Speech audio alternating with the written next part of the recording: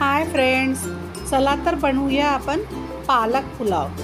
त्यासाठी मी 3 tablespoon oil घेतलेलं आहे, म्हणजे तेल गरम करून घेतलं आणि त्यामध्ये सगळे मसाले टाकलेले आहेत। सर्व खडे मसाले फ्राय झाल्याच्या नंतर त्यामध्ये 2 हिरव्या मिरच्या, 2 ते 3 हिरव्या मिरच्या आणि एक मोठा कांदा बारीक चिरून टाकलेला आहे आणि अद्रक लसूणची पेस्ट टाकलेली आहे। सर्व मसाले छान आपण परतून घ्यायचे आहे आणि त्यानंतर त्यामध्ये मी पुलाव मसाला टाकलेला आहे, तोही छान परतून घेऊ।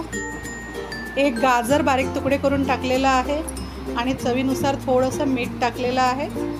1 चम्मच मी मीठ टाकलेला आहे आणि पालक पेस्ट केला होता।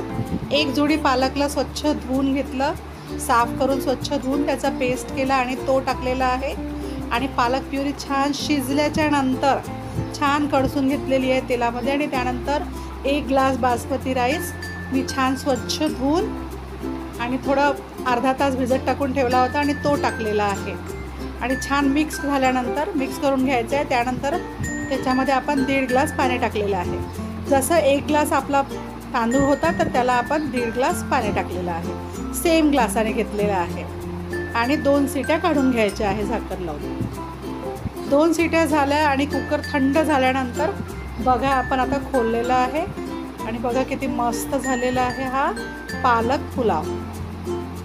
तर हा पालक पुलाव तुम्ही दहीच्या रायत्यासोबत किंवा छान पनीरच्या भाजीसोबत वगैरे खायला देऊ शकता।